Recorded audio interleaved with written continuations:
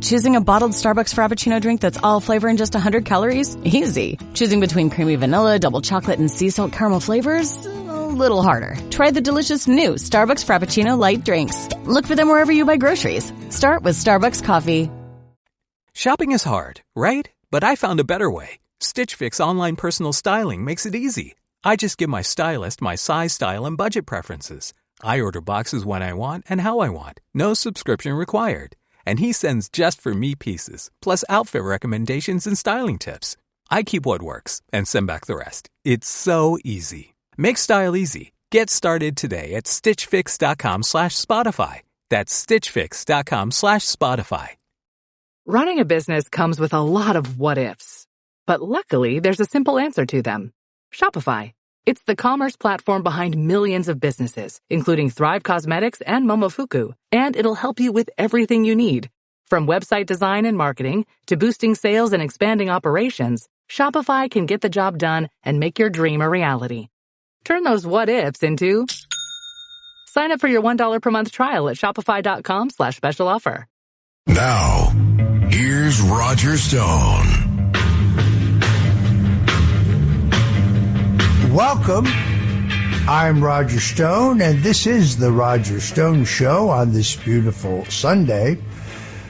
We here at 77 WABC are the crown jewel of AM radio, literally the most influential and important AM station in the country, bar none. You don't want to miss any of our great programming, folks, so take a quick moment to go to the App Store and download the 77 WABC radio app. That way, for example, if you miss Larry Kudlow's great show on Saturday, well, you could listen to it on Sunday afternoon. Or if you miss Cindy Adams' great show on WABC, you can hear it at your leisure. Dominic Carter, Frank Morano, Curtis Sliwa, the great Sid Rosenberg. There is so much news, so much talent right here at 77 WABC. By downloading the app to your phone, you can go back later and listen to all of the greats. So I strongly urge you to do that. We're here, of course, every Sunday from 4 o'clock to 6 o'clock Eastern. But if you don't live in the greater New York, New Jersey, Connecticut area, where I proudly grew up, well, then you can go to WABCradio.com. That's WABCradio.com. I can tell from our mail, email, text mail, and even regular postal mail that people across the country are listening to the Roger Stone Show and therefore listening to 77 WABC. So keep those cards and letters coming, folks. And, well, if you're in Pocatello and you want to hear the Roger Stone Show, all you got to do is go on to WABCradio.com, WABCradio.com. You know, one of the things that I miss the most about New York City, which has changed so very dramatically since I worked there in two presidential campaigns, the Reagan campaign of 1980, the Reagan re-election campaign of 1984, and of course later for President Donald Trump's campaign, at least in the earliest stages, before we had headquarters, before we had an office, but we were planning the president's campaign from the offices of the Trump Organization at Trump Tower, a property that if the outrages by the New York State court system continue, President Trump may actually no longer end, although I wouldn't bet on that. The 21 Club was on 52nd Street. Now, it had been a speakeasy back in the days of Prohibition, run by two guys, Jack and Charlie. It was the place to see and be seen on any given night when you went there, or at lunchtime particularly. You might see Gina Lollobrigida or New York Times New York Yankees owner George Steinbrenner, President Richard Nixon, the actress Dina Merrill, Senator Robert F. Kennedy Sr. It was the place to see and be seen. It's the place Sinatra always came for dinner whenever he was in town. The food was absolutely amazing. In fact, one of my all-time favorites, the 21 burger. I've done some historical research, and before the end of today's program, I'm going to tell you the precise recipe for what is, without any question, the greatest burger I have ever had, the 21 burger. So you're going to want to hold on for that. One of my most favorite memories of the 21 Club was when I was working for Ronald Reagan's nascent 1980 Republican campaign for president. I actually showed up in New York, which was an establishment Republican state where most of the party regulars were at the service of either Treasury Secretary John Connally or former UN Ambassador George Bush. And I was behind the eight ball trying to organize New York State for Ronald Reagan. Now, Mike Deaver, who had been President Ronald Reagan's body man, actually Governor Ronald Reagan's body man, gave me a small card file, like index cards, like those 4x6 cards, or 3x5, I guess they were. And this was allegedly the list of the Reagan's personal contacts and friends in New York City. What I found was, when I sifted through the cards, that virtually all of them were theatrical in nature, meaning they dated till Ronald Reagan's days in show business. And frankly, more than half of the people on the cards were deceased. Remember, Reagan was at that time the oldest candidate for president in history, and many believed he was too old to win. To the contrary, he not only won, he went on to be a highly successful president. He rebuilt the country's military strength. He rebuilt respect for America abroad. He also, in time for re-election, rebuilt what was until then the greatest economic boom and robust revival of our economy until Donald Trump became president. But on this one occasion, I went through the card file and I found a card for Roy M. Cohn, Esquire. Roy Cohn, the famous legendary fixer, Democratic Party power broker, who had been counsel to the McCarthy Committee in the U.S. Senate. Roy Cohn's name is a name that can make liberals seethe even today. Bring up his name, and you will see liberals melt down. Cohn was a tough customer, an anti-communist, and of course later a very, very successful lawyer in New York City.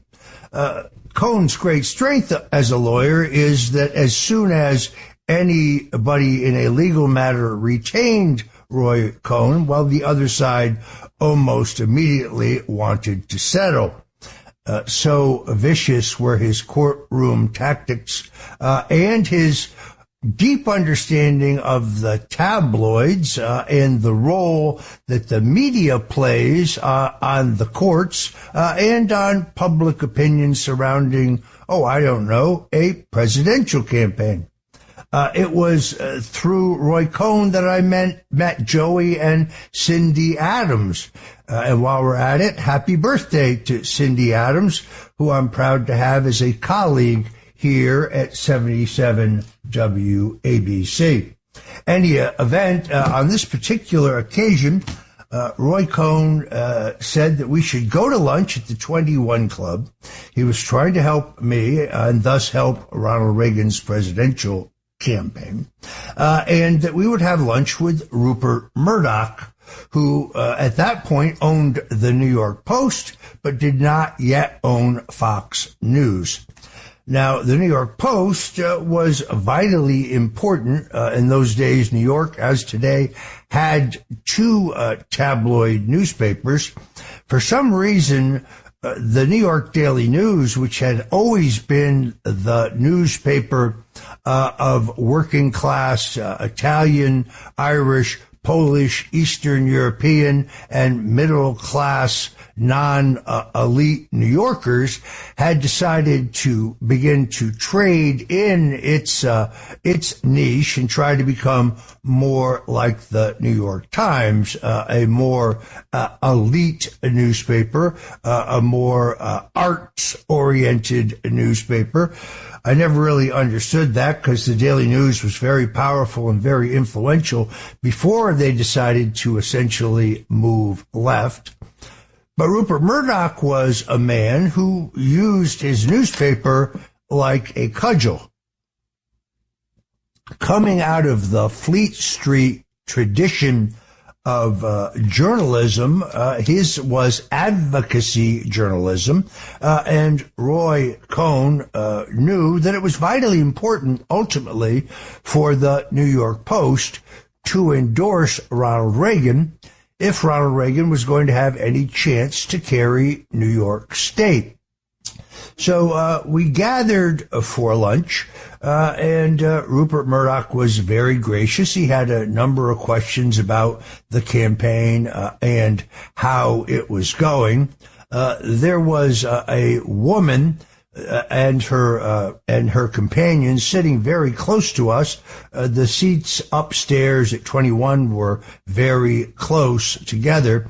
Ultimately, the upstairs dining room would be closed, and the downstairs bar room would be the place to see and be seen. I remember very specifically a metal plaque on the wall at the seat that was favored by former President Richard Nixon. And during our lunch, Roy got so completely wrapped up in the conversation, he did something that I'd actually seen him do before. He reached over to the next table, he took a piece of lettuce out of this woman's salad, and he popped it in his mouth. Needless to say, this dowager was not very happy about that. She screamed at the top of her lungs, a blood-curdling scream. The maitre d' came forward and said, "Madam, what's the problem?" "This man," she said, "this man stuck his fingers in my plate." Roy Cohn calmly looked at her and said, "Lady, you're drunk." The thing settled down, and then Rupert Murdoch said to Roy Cohn, "Roy, who is Mildred Hilson?" Now, Mildred Hilson was a socialite. She lived in the Waldorf Towers. She was well known in civic and charitable circles in New York City. But Roy said, "Rupert, Mildred Hilson is a big, fat nobody. Why do you ask?" And Rupert Murdoch said, "Well, I just got an invitation from Mildred Hilson, who's inviting my wife Anna, then, and I to a reception at the Waldorf Towers apartment where she lives for George and Barbara Bush.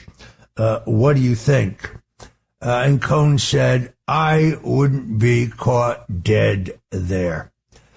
At that point, Roy Cohn called over a waiter and said, "Go down to the basement and go to the cigar locker and bring me 2 of Jerry Finkelstein's finest cigars."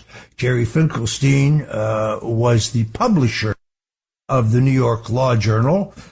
His nickname was Lupo, the Wolf. He was a brilliant investor and businessman, a good friend of Cohn's, yet another big New York City Democratic power broker.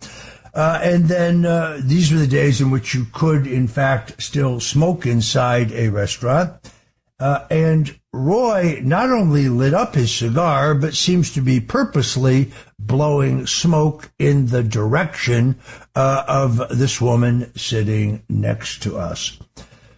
She had tried to get her table moved, but we had a full house, so she was stuck within the immediate vicinity of Roy M. Cohn, Esquire.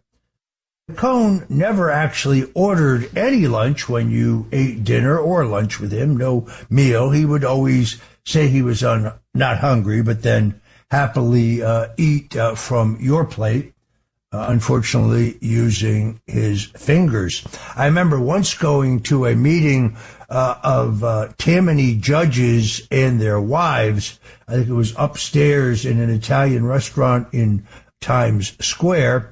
And on the way, Roy invited me to go with him. On the way there, he said, look, the food's not very good here. We're going to go to Orrin and Aretsky's, a restaurant that was uptown. Ironically, Kenny Aretsky would later become one of the owners of the 21 Club in one of its later incarnations. But I sat with all these judges and their wives, and I watched while Roy Cohn leaned over and calmly rolled the Parmesan off the piece of veal Parmesan that this judge's wife, who was sitting next to Cohn, had ordered, and ate it without missing a beat, without stopping talking.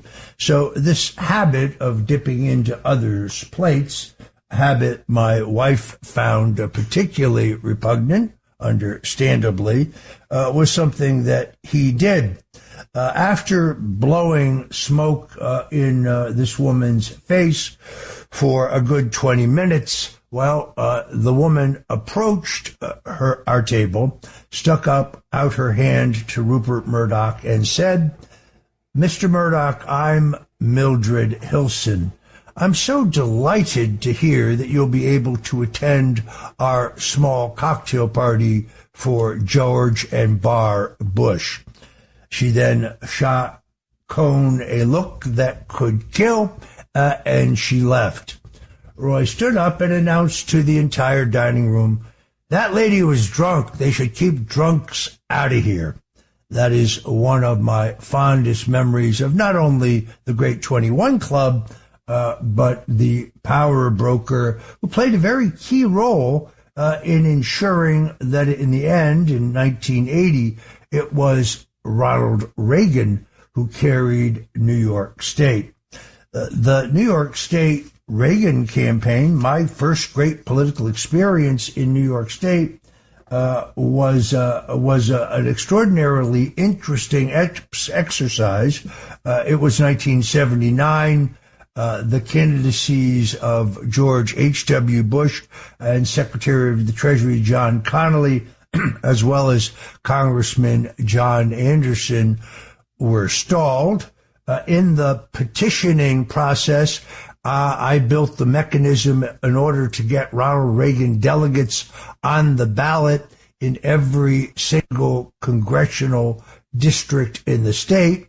Our de facto leader in the state was Brooklyn Republican Chairman, Kings County Republican Chairman George L. Clark Jr., a very brave man, because as long as Nelson Rockefeller was alive, as he had been in 1976, when Clark also held out a small block of Reagan delegates in the contest against Gerald Ford, I remember very specifically Governor Nelson Rockefeller sticking his finger in George Clark's face and saying, "This is not your sandbox."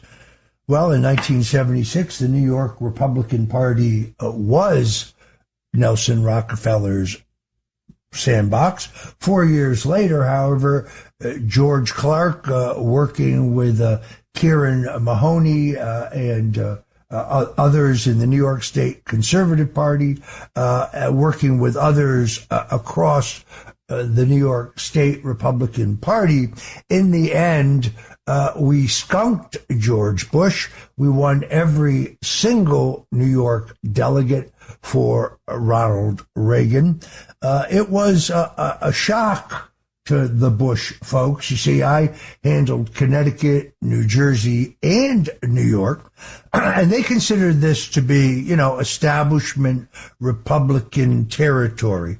The idea that an insurgent candidate like Ronald Reagan, a cowboy movie actor from the West, could swoop in and take every single delegate, well, that was not in their play card.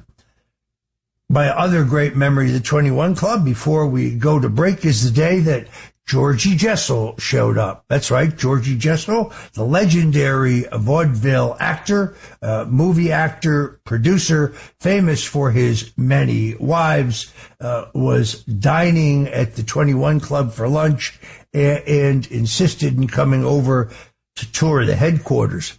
At that point, Jessel was in his 80s. He referred to himself as the Toastmaster General of the United States. He wore a military-type hat and a number of medals. And to this day, there is a great picture in the New York Times archives of vaudeville great Georgie Jessel, a very young Roger Stone, and Kings County Republican Chairman George L. Clark Jr. In the Reagan headquarters that was in the Brownstone building directly next to the 21 Club.